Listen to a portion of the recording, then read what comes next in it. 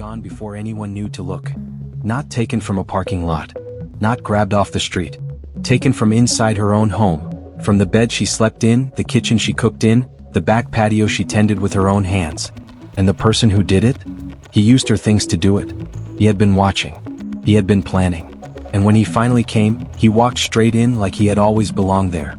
Before we go any further, this case contains details that are deeply disturbing. We are talking about the disappearance of a vulnerable elderly woman, evidence of premeditated stalking, and forensic failures that may have already cost this investigation its best chance at answers. If that is not something you are in a place to hear tonight, I understand. Come back when you are ready. The story will still be here. For those of you who are new to Fatal Files, hit subscribe right now because we do not do surface-level coverage here. We go deep, we go forensic, and we do not let go until there is an answer. And I want to know, where in the world are you watching this from?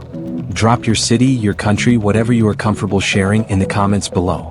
Because the people following this case span every time zone, and tonight, I want the room full. There's one piece of evidence in this case no one can confirm was ever collected. That is where this story begins. Not with the disappearance itself, but with a question that should already have a clear answer. A veteran investigator was asked a direct question about the scene.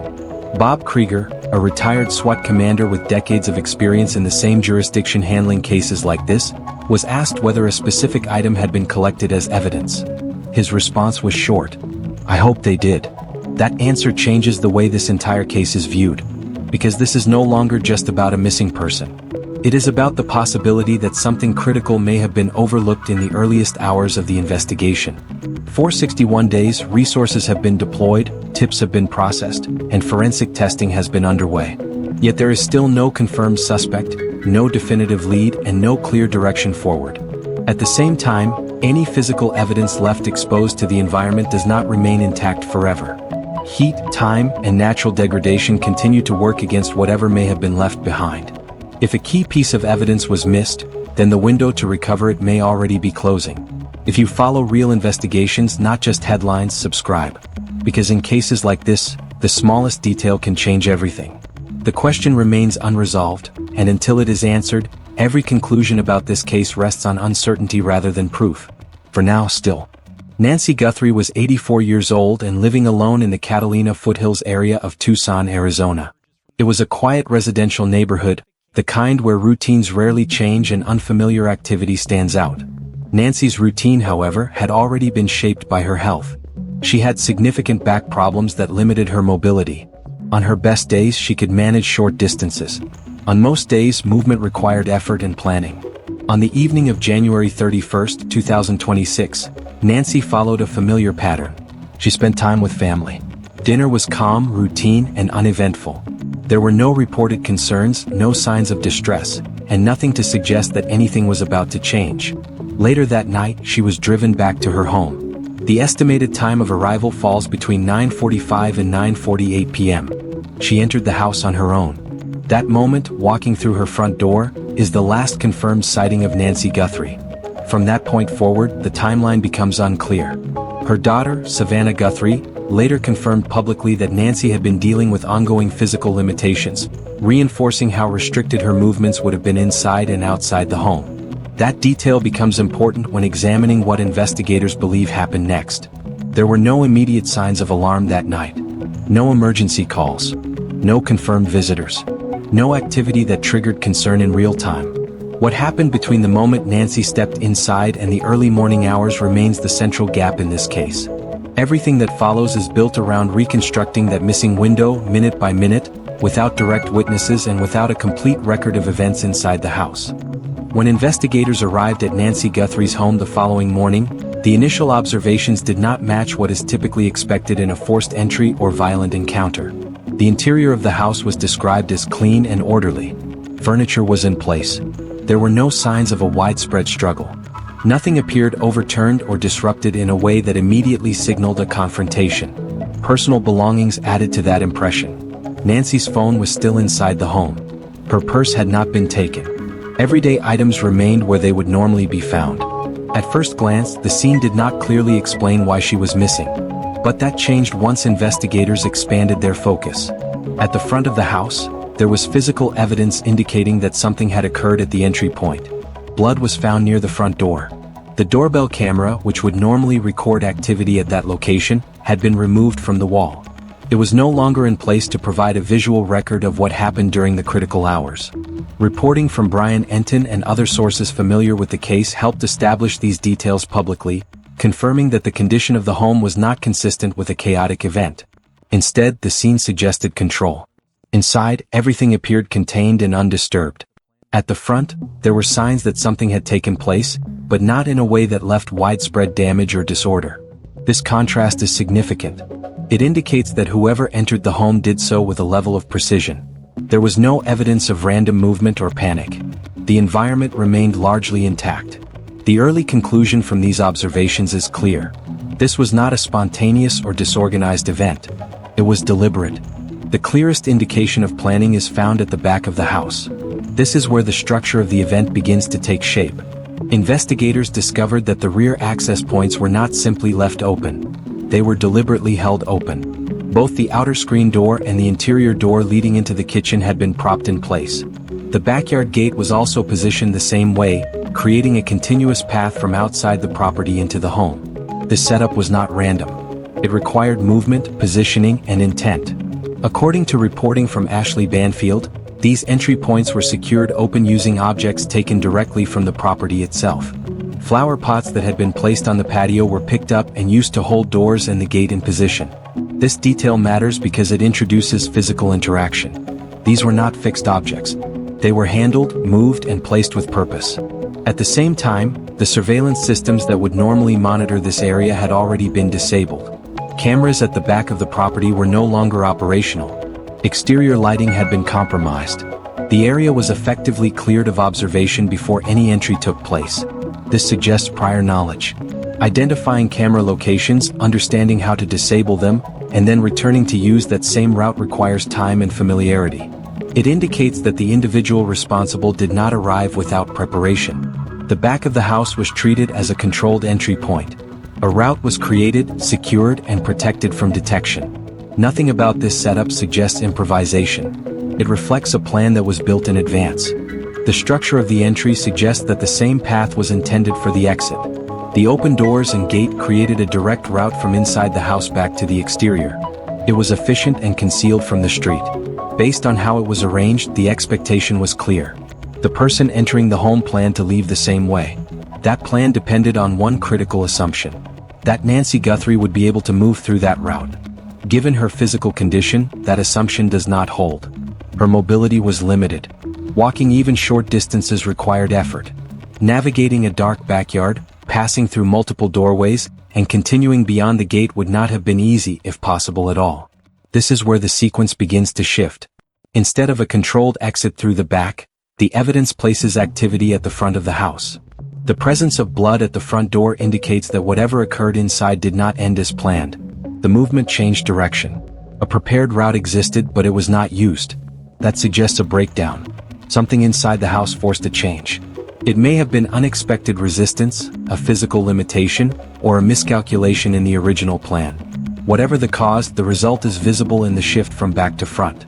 The clean execution suggested at the rear does not carry through to the exit. At some point, control was lost. And that moment is where the case begins to open. As the physical scene was processed, investigators began focusing on forensic evidence that could identify whoever entered the home. DNA became the primary path forward. Multiple samples were collected, but the results did not produce the clarity investigators needed. One key piece of evidence came from a glove recovered approximately 2 miles from Nancy Guthrie's home. Based on initial assessments, the glove was consistent with what was seen in surveillance footage at the front of the house. It was sent for testing and a DNA profile was developed. At the same time, additional DNA was collected from inside the residence. These samples were treated as separate pieces of evidence, each with the potential to identify a suspect. Sheriff Chris Nanos confirmed that the DNA had been submitted for analysis. The results, however, created more questions than answers. Neither sample produced a match in CODIS, the national DNA database managed with support from the FBI. That means the profiles did not correspond to anyone previously entered into the system through prior offenses or legal requirements. More significantly, the two DNA samples did not match each other. Investigators were now dealing with two separate unknown profiles. This complicates the case. It introduces the possibility of more than one contributor or unrelated contact points that are not directly tied to the same individual. Experts in forensic genealogy, including C.C. Moore, have explained that identifying a suspect through genetic genealogy requires a strong, usable DNA sample. Low-level or mixed samples can delay or even prevent that process. In this case, there are concerns that the DNA recovered from inside the home may be too limited or too complex to generate a reliable profile for genealogy analysis. If you want deeper breakdowns of cases like this, the kind that go beyond headlines, make sure you're subscribed. At this stage, the primary forensic path forward exists, but it is not guaranteed to lead to an answer. With the DNA from the glove and the interior producing limited results, attention returns to the back of the house. Specifically, to the objects that were physically handled during the setup of the entry. The flower pots. These were not fixed structures. They were moved, positioned, and used to hold doors and the gate open. That means they were touched directly during the preparation of the entry point. At the same time, the back of the property had no active surveillance. Cameras had already been disabled. Lighting had been compromised. There was no recording of what happened in that space. This creates a unique condition. A location where physical interaction occurred without any visual documentation. From a forensic perspective, that matters. Handled surfaces can retain trace evidence. Under the right conditions, they can carry DNA from the person who moved them. Unlike the front of the house, where the individual was seen wearing gloves, there is no confirmed record of what was worn at the back during the setup.